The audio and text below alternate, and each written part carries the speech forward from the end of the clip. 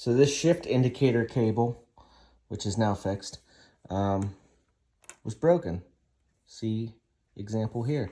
That loops in to down here. Anyways, it's broken, and they're about 20 bucks online.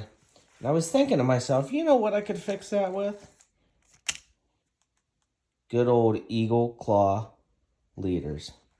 8-inch micro leader, and my good golly, if that wasn't exactly what we needed. Perfect.